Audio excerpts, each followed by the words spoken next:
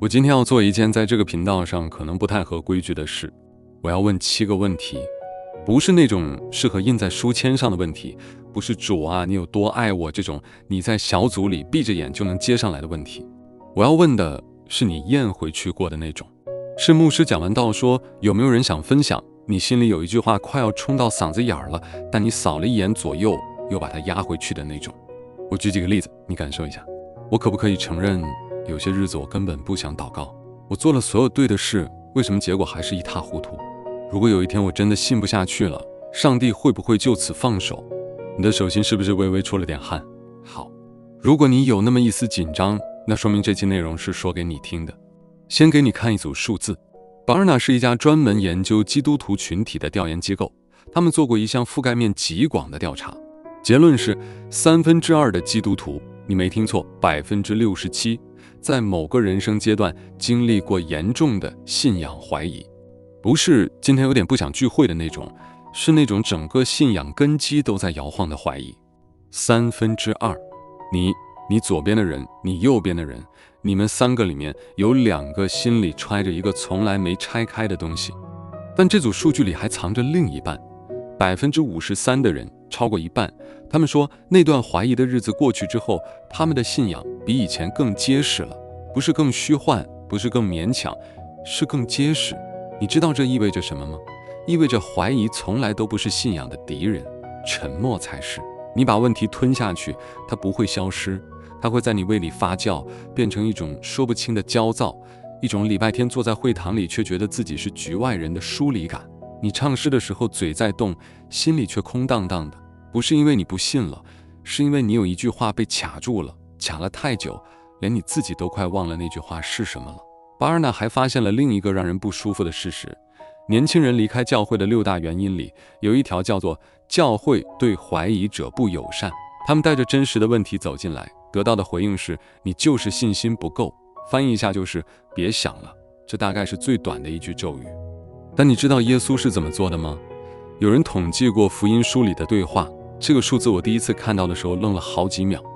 在整本福音书中，有153次有人带着问题来到耶稣面前，其中147次他的回应方式是用另一个问题回答。147次，他没有叫人闭嘴，他没有递过来一张写着标准答案的纸条，他用问题回应问题。他比任何人都知道，有些真相不是被告知的，是被问出来的。所以今天我不打算给你7个答案，如果你想要答案，网上有的是文章可以查。我要做的事情比给答案更冒险，我要把那7个你一直咽着的问题，一个一个当着所有人的面替你说出来。说出来这个动作本身就已经是一半的治愈了。你准备好了吗？那我们开始。第一个问题，我可不可以承认有些日子我根本不想祷告？我把这个放在第一个，是因为它最轻，但也最普遍。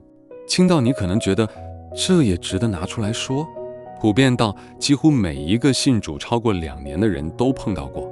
你知道那种感觉，不是发生了什么大事，不是你跟上帝之间有什么深仇大恨，就是某天早上闹钟响了，你睁开眼，想到要祷告这个念头，然后身体里有一股说不清的抗拒，像冬天的被窝，你知道应该起来，但你就是不想动。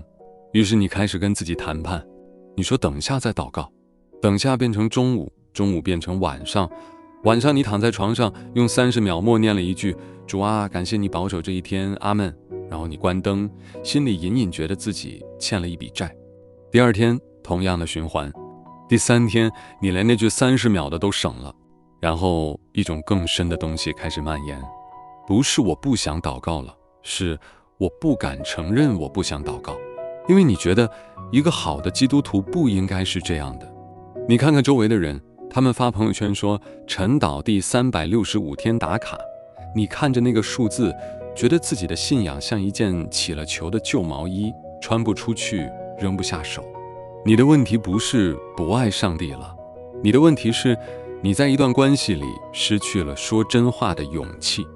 我想让你听一个名字，希曼。大部分人没听过这个名字，他在圣经里只出现了很少几次。他是以斯拉人希曼，一个诗篇作者。在诗篇的150篇里，他只写了一篇，第88篇。但这篇诗篇是整本圣经里一个极其特殊的存在，从第1节到最后1节，它只有黑暗。你把我放在极深的坑里，在黑暗之处，在深处，你的烈怒漫过我身，我从幼年受苦，几乎死亡。你把我的良朋密友都隔在远处。最后1节，你知道他怎么结尾的吗？黑暗是我最亲密的朋友。整篇诗篇在黑暗中开始，在黑暗中结束。我第一次读到这篇的时候，说实话，我不舒服。这真的在圣经里？这不是应该被编辑掉的吗？一整篇只有控诉，只有痛苦，连一句赞美都没有的东西，怎么会出现在上帝自己的书里？后来我想通了，正因为他在那里，所以他才重要。上帝亲手把一篇从头到尾只有黑暗的诗篇收进了他的书里。他没有删掉它，他没有在最后1节加一个编辑批注说，但请记住，上帝是信实的哦。他让那个黑暗原原本本地留在那里。你知道这意味着什么吗？意味着在上帝的系统里，我今天只有黑暗是一句合法的祷告。你不需要每一次开口都以赞美开头，你不需要在每一句哭泣后面接一个但我仍然感恩。你可以走进上帝面前，说我今天什么都给不了你，我只有这些，疲惫，不想说话，连祷告的力气都没有。然后你发现他没有把门关上。希曼做了一件很多基督徒不敢做的事，他在上帝面前完全诚实了。他没有装，他没有在悲伤外面包一层属灵的保鲜膜，他写下了自己真实的状态，一个字都没有修饰。然后上帝对这份诚实的回应是什么？他把它收进了正典，被编进圣经。这大概是上帝能给一段文字最高的认可了，等于他盖了一个章，说这算数，你的黑暗算数，你说不出感谢赞美的那些日子算数，你不想祷告的那些早晨算数，你躺在床上用最后一点力气挤出来的那句主啊，我累了，在我这里，这就是祷告。所以回到最开始那个问题，我可不可以承认有些日子我根本不想祷告？可以。不是可以，但你要尽快调整。不是可以，但请记住这只是暂时的。就是可以，句号。希曼3000年前就替你回答了，而上帝在他回答之后，不仅没有纠正他，还把他的话刻进了石头里。信仰给了你100个看起来漂亮的标准答案，但诗篇88篇只留下了一个，黑暗是我最亲密的朋友。这句话听起来不像祝福，但如果你此刻正处在一个连祷告都说不出口的季节里，它也许是你今天听到的最解渴的一句话。你的沉默不是叛逆，你的疲惫不是罪，你的说不出口在上帝那里早就有存档了。好，那第二个问题比这个重，你可能需要坐稳一点。第二个问题，上帝的计划如果这么好，为什么我看不到？这句话你大概率没有在教会里说过，但你一定在心里说过。也许是在某一次求职被拒之后，也许是在一段你以为是上帝安排的关系突然断掉之后，也许是在你搬了家换了城市，按照感动做了一个你以为对的决定，结果发现日子比以前更难过之后，你站在那堆碎片中间，想起某个主日学校的老师曾经跟你说的那句话，上帝对你的人生有一个美好的计划，然后你低头看了看脚下，觉得这个计划大概记丢了。教会的标准回应你也能背了，他的意念高过我们的意念，你现在不明白，以后就懂了。信心就是看不见还相信。这些话有没有道理？有。能不能安慰你？不能。因为你要的不是一个道理，你要的是一个解释。你心里真正的那句话是，我不是不信你有计划，我是怀疑这个计划到底有没有把我算进去。我特别想让你认识一个人，他叫基甸。基甸的故事在士师记第6章。如果你对这个名字的印象还停留在大能的勇士300人打败米甸人这些高光片段，那你只看到了故事的后半段。我想让你看看前半段。以色列人当时被米甸人压得喘不过气，米甸人每到收割季节就像蝗虫一样涌过来，把庄稼全部毁掉。以色列人种什么都白种，存什么都白存。他们穷到什么程度呢？经文说他们躲进山洞和岩穴里生活，不是打仗，是种地都得偷偷摸摸地种。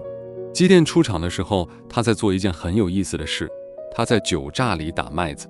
酒榨是压葡萄汁用的，通常是一个低矮的石槽。打麦子正常应该在山顶上的禾场，那里有风，可以把麦壳吹走。但基甸不敢去禾场，因为站在高处会被米甸人看见，所以他躲在酒榨里，弯着腰，在一个根本不适合干这件事的地方，偷偷摸摸地打他的麦子。这个画面本身就是一个隐喻，一个人在错误的位置做正确的事，因为他的处境不允许他站到他该站的地方。然后天使出现了，跟他说了一句在那个场景下听起来几乎讽刺的话：大能的勇士啊，上帝与你同在。你猜基甸怎么回呢？他没有说感谢主，他没有跪下来，他的第一反应是一个质问。士师记6章13节，他说：我主啊，上帝若与我们同在，这一切的事为何临到我们呢？我们的列祖给我们讲过那些奇妙的作为，说上帝岂不是把我们从埃及领出来了吗？可那些奇迹如今在哪里呢？你听到了吗？基甸的第一句话不是赞美，是控诉。他说的是：你们告诉我上帝很厉害，但我只看到我的地被抢了，我的粮食被毁了，我连站直了打个麦子都做不到。那些奇迹呢？那些美好的计划呢？他在酒榨里弯着腰，满脸灰，对着天使说了一句每一个基督徒都在心里问过的话：如果上帝与我们同在，为什么我的生活是这个样子？这里有一个细节被大部分讲道跳过了，天使的回应不是回答他的问题。你翻到第14节，天使对基甸说的是：你靠着你这能力去吧，我差遣你去从米甸人手中拯救以色列。基甸刚刚问的是奇迹在哪里，天使的回答是你去。他没有解释为什么你的庄稼被毁了，没有给出一张时间线说3个月后情况会好转，没有用一段神学论述来回应基甸的愤怒，他只是给了他一个任务。这是上帝回应我看不到计划时一个非常典型的方式，他不给你规划图，他给你下一步。这让人不舒服，因为我们想要确定性，我们想把未来摊开来看，像导航软件一样，提前知道哪里堵车，哪里要转弯，还有多少公里到达目的地。但上帝的导航方式更像是你走一步我亮一步，你站在那儿不动，什么都看不到。基甸后来又做了一件事，他拿羊毛做了2次试验，试探上帝是不是真的要用他。很多人批评基甸信心不够，但你知道吗？上帝2次都配合了。他没有说你怎么还在测试我，他没有因为基甸的犹豫而取消任务，他2次都用露水证明了自己的意思。这才是这个故事真正让我觉得安全的部分。上帝对你的犹豫，你的反复确认，你的我还是不太确定，他的态度不是你烦不烦，是好，我再给你看一次。蓝图和确据不是白给的，但你在酒榨里弯着腰的那些日子，那些看不见方向，只能低头干手边的活的日子，它不是上帝忘了你的证据，它恰恰是下一个转折的前一秒。基甸在酒榨里遇见了天使，不是在禾场上，不是在圣殿里，是在那个又矮又窄，他觉得自己最狼狈的地方。所以你看不到计划，基甸3000多年前就替你问过了，问得比你还冲。而上帝对那份冲劲的回应不是雷霆，是差遣。他没有回答为什么，但他回答了一个更重要的问题：接下来做什么？如果你此刻就在自己的酒榨里，也许是一份看不到出路的工作，也许是一段不知道该怎么走下去的关系，也许就是一种弥漫了很久的活着但不知道为了什么。我没办法给你那张蓝图，但基甸的故事告诉你一件事：你看不到全局，不代表全局不存在。你此刻看到的只有酒榨的4面石墙，但在那面墙外面，有一个你还不知道的名字正在等着你。基甸从酒榨里出来之后，拆了他爸爸的偶像祭坛，带着300人打赢了一支大军。他在弯腰打麦子的时候，做梦都想不到这件事。你今天弯腰的地方，可能也不是终点，但你得先把麦子打完。第3个问题更重，我照着做了所有对的事，为什么结果还是这样？这可能是7个问题里最让人窒息的一个，因为前2个你还可以把问题归到自己身上，也许我不够努力，也许我方向不对。但第3个问题的恐怖之处在于，你什么都做对了，结果还是错的。你没有偷工减料，你每天灵修，主日不缺席，11奉献，对人诚实，在职场上干干净净。你遵守了你知道的每一条规则，做了一个好基督徒该做的每一件事，然后你的生意还是赔了，你的婚姻还是出了问题，你等了3年的那个机会还是被别人拿走了，而那个拿走他的人活法和你完全相反。你站在那里，心里有一团东西在烧，但你不敢给那团东西命名，因为一旦说出来，它就变成了上帝你不公平。这4个字是教会里最大的禁忌。你可以说我软弱，你可以说我迷失了，但你几乎不能说上帝你不公平，因为马上就会有人跟你说上帝的意念高过你的意念。这句话像一把万能钥匙，可以锁住所有的追问。但圣经里有一卷书专门干这件事，传道书。传道书是一本奇怪的书，奇怪到在犹太拉比的传统里，它是否应该被收入圣经正典这件事曾经被反复争论，因为他说的话太出格了。他说虚空的虚空，一切都是虚空。他说人所遭遇的，兽也遭遇，这个怎样死，那个也怎样死。他说日光之下没有新事，劳碌一场，风都吹走了。如果你把传道书的内容打在一个帖子里发到网上，不告诉别人出处，评论区大概率会有人说这人是不是抑郁了。但传道书里有一节经文直接回答了做对了结果还是差这个问题。第8章14节，世上有一件虚空的事，就是义人所遭遇的反照恶人所行的，又有恶人所遭遇的反照义人所行的。翻译成人话，好人有时候活得像坏人的结局，坏人有时候活得像好人的赏赐。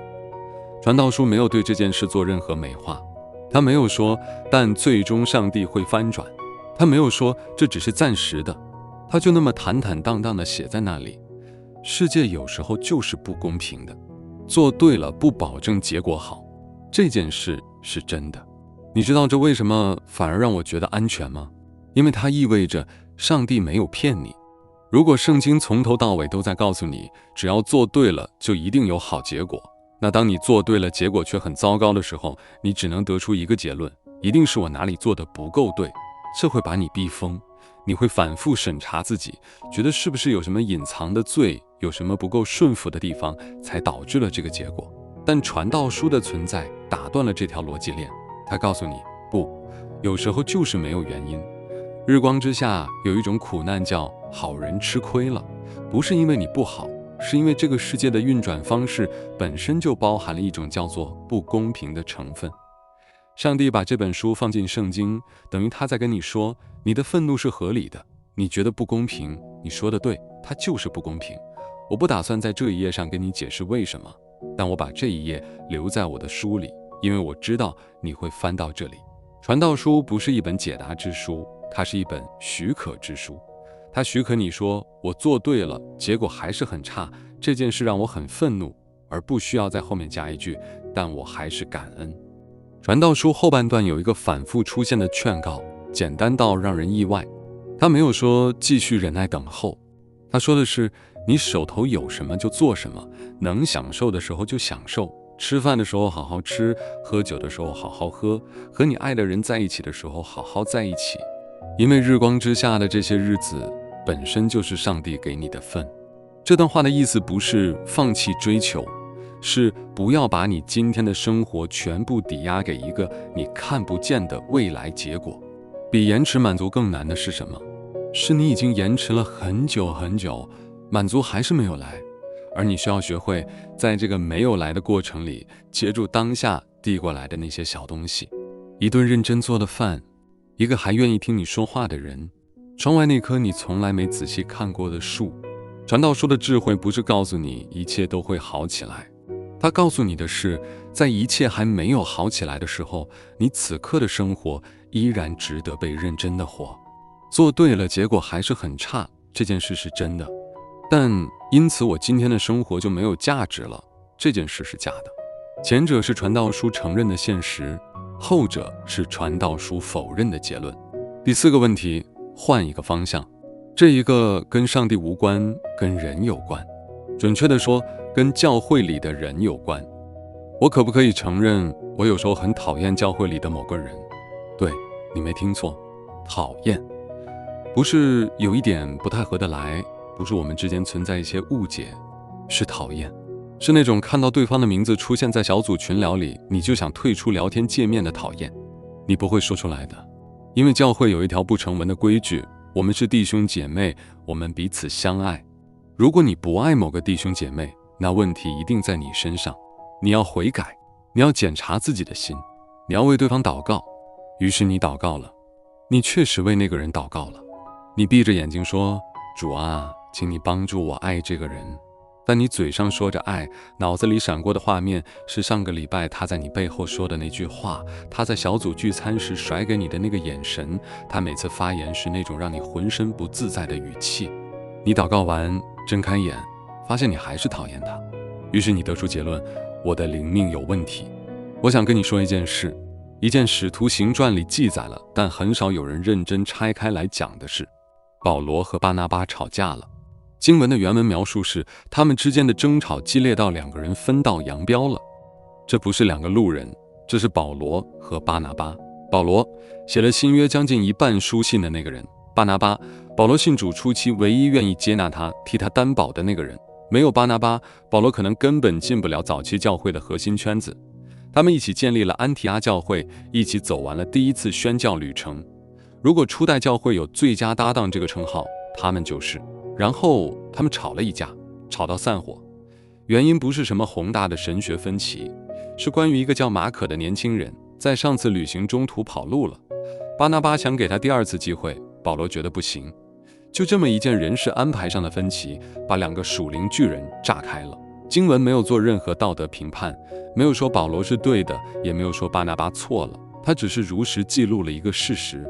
两个深爱上帝的人，两个一起出生入死的同工，在某一天因为一件具体的事情爆发了无法调和的冲突，然后各走各路。这段记载为什么重要？因为它撕破了一个幻觉，真正属灵的人之间不会有真正的冲突。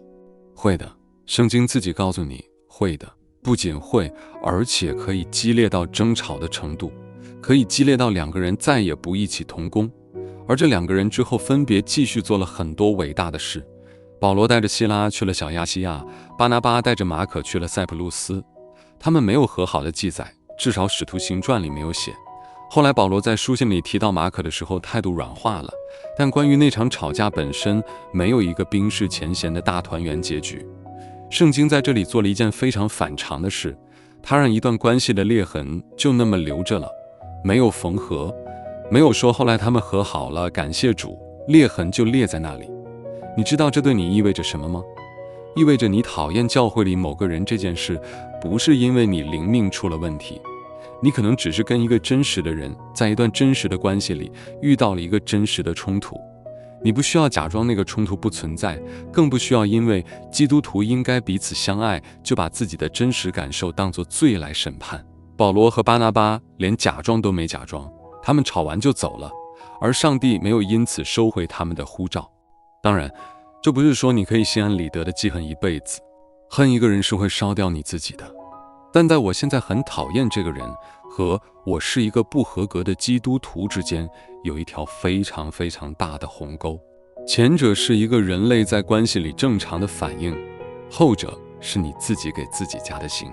你被允许不喜欢某个人，你被允许跟某个人保持距离，你甚至被允许承认这段关系就是走不下去了。保罗做了，巴拿巴做了，你也可以。比及时和解更能长久的是先允许自己说实话。当你不再逼自己在假装的笑脸下面压一个真实的厌恶，那份厌恶反而会开始松动。不是因为你更属灵了，是因为你终于诚实了。好，4个问题了，我需要你在这里深呼吸一下。前面4个问题，不想祷告，看不到计划，做对了结果还是差，讨厌教会里的某个人，他们有一个共同点，他们会让你不舒服，但不会让你害怕。他们是你平时会偷偷想，但不至于睡不着觉的那种问题。接下来的3个不一样，接下来的3个是你从心底最深的那个角落里冒出来的声音，你可能从来没有对任何人说过，你甚至不确定自己有没有资格说出来。第5个问题，为什么上帝允许我的孩子受苦？为什么上帝允许我爱的人受苦？这个问题跟前面4个有本质的区别。前面的问题，你追问的对象是自己的信仰；这个问题，你追问的对象是上帝本人，而且不是学术性的追问，不是苦难的存在如何与全善全能的上帝兼容这种可以在神学院课堂上讨论的命题，是你看着医院走廊白色灯光下那张脸，那张你比你自己的脸还熟的脸，那张你用了全部的力气去爱的脸，然后你心里有一把刀慢慢扎进来，你想问一句话，但你连问的力气都快没有了。为什么是他？为什么是他？为什么不是我？你觉得上帝欠你一个解释，但他没有给。我不打算在这里给你那个解释，因为我没有。3000年来最聪明的神学家们也没有。约伯质问了上帝40章，上帝最后的回答不是一个解释，而是一连串反问。我立大地根基的时候，你在哪里？那个回答没有回答约伯的问题，他只是让约伯看到了一个比他的问题更大的东西。但我想让你看一个人，一个没有名字的人。马可福音第9章，一个父亲带着他的儿子来找耶稣的门徒。这个孩子被一个聋哑的灵折磨，用今天的医学语言来说，他有严重的癫痫。经文的描述非常具体，那个灵把他扔在地上，他就倒在地上翻来覆去，口中流沫。这个孩子从小就这样。经文说，那个灵屡次把他扔在火里、水里，要灭他。你想象一下这个父亲，他看着自己的孩子被一种他无法对抗的力量反复摔在地上，从小到大，年复一年。他不知道下一次发作是什么时候，他不知道下一次孩子被扔进火里或水里的时候，他来不来得及抓住他。他已经试过所有他能试的了。他把孩子带到门徒面前，门徒治不了，然后耶稣出现了。这个父亲对耶稣说了一句话，马可福音9章22节，他说的是，你若能做什么，求你怜悯我们，帮助我们。这个父亲站在耶稣面前，满脸绝望，说出的是一句充满怀疑的请求。他没有把自己包装成一个信心满满的求告者，他甚至不确定眼前这个人是不是真的有能力做什么。他已经被失望压扁了太多次，他连希望都不太敢有了。耶稣的反应是，你若能信，在信的人凡事都能。然后这个父亲说出了整本圣经里我认为最诚实的一句话，第24节，我信，但我信不足，求你帮助我。9个字把人类和上帝之间最真实的关系全部说完了。我选择相信你，但我做不到完全相信，我的信心里面全是洞，连信心本身都需要你来帮我补。他没有假装自己有100%的信心，他没有说我全然交托，他直接把自己最破的那一面摊开了。我的信心够不够用我不知道，但我只有这些了，你要就拿去吧。然后耶稣治好了那个孩子。你有没有注意到，耶稣没有等他的信心够了才动手。耶稣没有说你回去再祷告几天，等你真的完全相信了再来。他在这个父亲信心最残破、最不合格的那个瞬间就出手了。信仰给了你100个你要更有信心的压力，但这个父亲只拿着一颗有裂缝的心就走到了耶稣面前。他没有用100个理由打败怀疑，他用一句诚实打败了沉默。而这才是我今天最想告诉你的事。你不需要等到你的信心完美了才去找上帝，你不需要先把所有的怀疑处理干净，把所有的愤怒消化完毕，把自己整理成一个够格的信徒才开口。你可以带着你所有的洞，所有的裂缝，所有的如果你能，直接走过去。那个父亲的孩子后来怎样了？治好了。但我觉得故事里更动人的不是孩子被治好这件事，更动人的是耶稣选择回应了一个连自己都不确定自己在信什么的人。他没有因为那个父亲说了如果你能而生气，他没有因为那句我信不足而拒绝出手。如果你此刻正在替某个你爱的人承受着一种你扛不动的痛，如果你的孩子在生病，如果你的父母在衰老，如果你的另一半正在经历你没有办法替他经历的东西，我不会跟你说一切都会好起来的，因为我不知道会不会。传道书教过我，有些事没有解释，但我可以告诉你的是，你不需要在上帝面前装成一个信心很强的人，你可以像那个父亲一样，带着你所有的不确定，你所有的如果你能，你所有的我不知道你到底在不在听，就那样走过去。我信，但我信不足，求你帮助我。这句话不是软弱的表现，这是你今天能做的最勇敢的祷告。第6个问题，做基督徒这么多年，我可不可以承认我不确定这一切是不是真的？你的心跳加速了吗？没关系，你看，光是读到这句话你就紧张了。你可以想象一下，把这句话说出口需要多大的勇气。在教会里，你可以说我最近信心有点软弱，这是被允许的，因为软弱意味着你还在框架里面，只是需要充充电。但你不能说我不确定这一切是不是真的。这句话的意思是你在质疑框架本身，而质疑框架在很多教会文化里等于叛教的前奏。你也知道之后会发生什么，会有人来跟你谈一谈，会有人推荐你一本护教学的书，会有人跟你说你要小心魔鬼的谎言，会有人用一种充满关怀的眼神看你，但那个眼神背后的潜台词是你有麻烦了。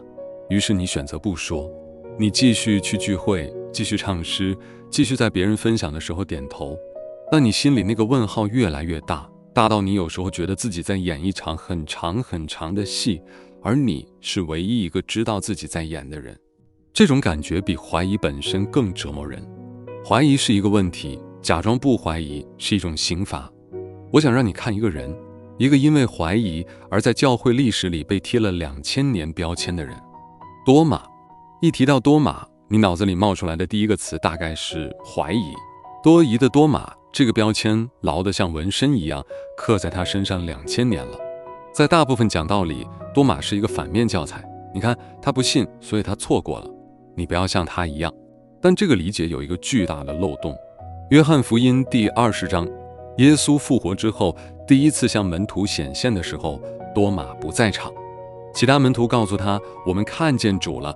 多马说了一句话，除非我看见他手上的钉痕，用手探入他的肋旁，我总不信。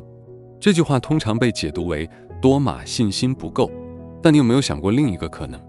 在场的其他门徒，他们信了，是因为他们亲眼看见了。他们不是靠信心相信的，他们是靠视觉相信的。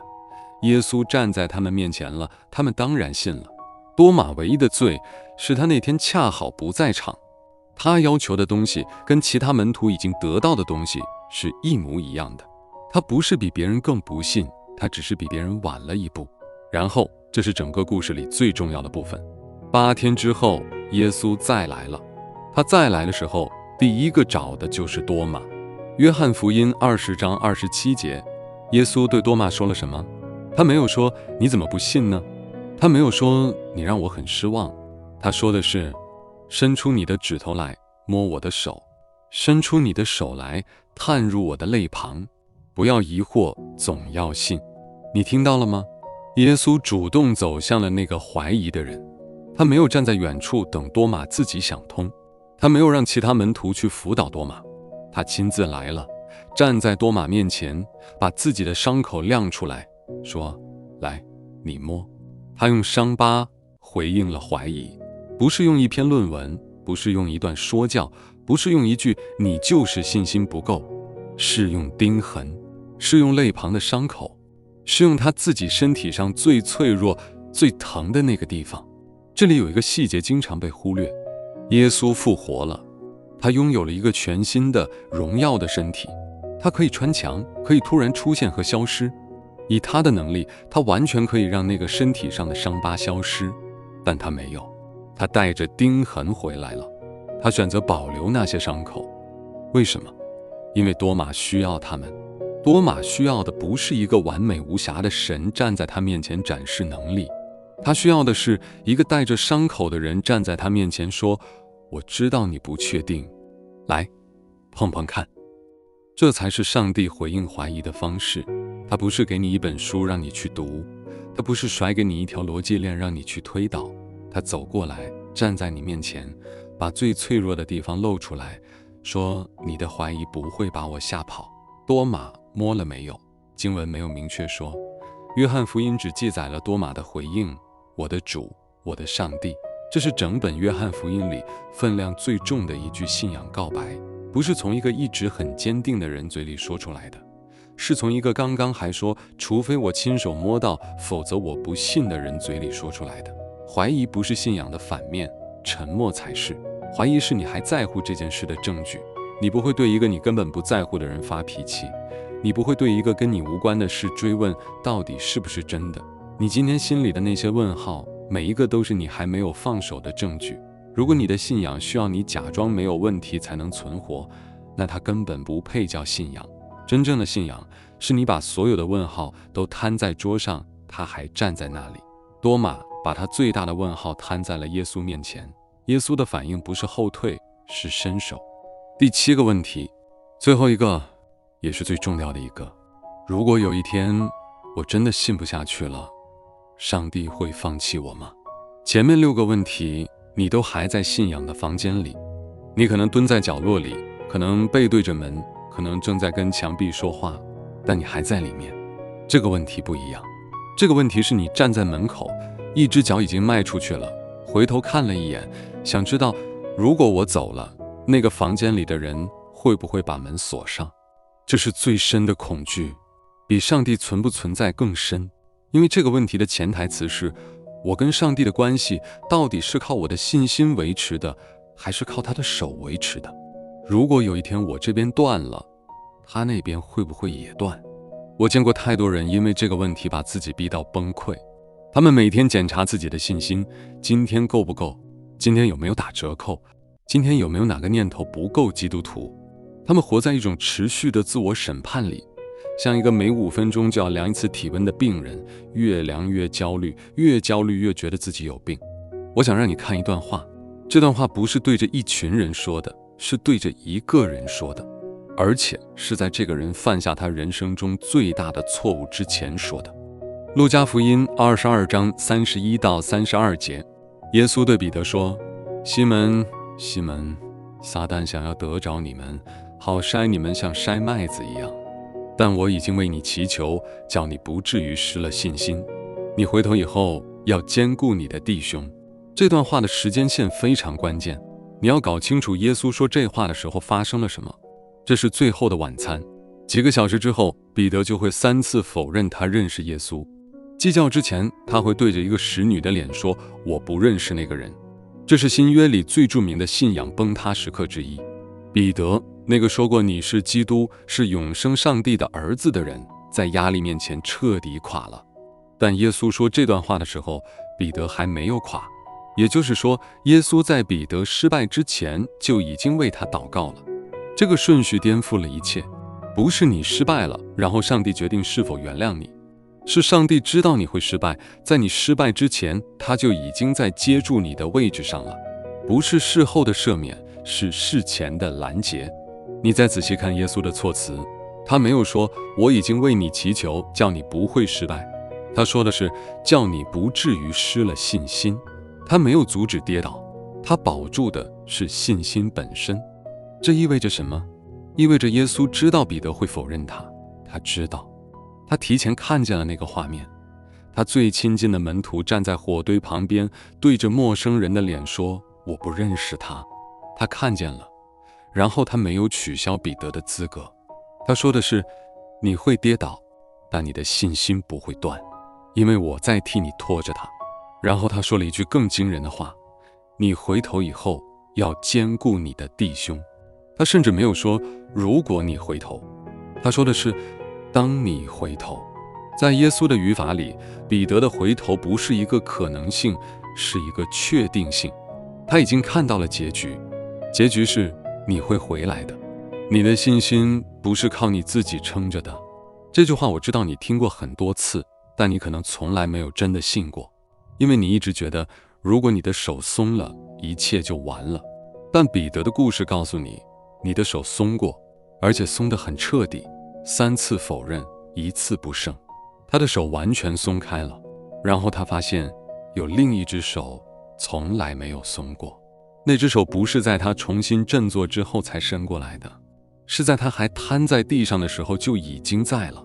耶稣的祷告发生在彼得的失败之前，时间线是这样的：先有保护，后有跌倒。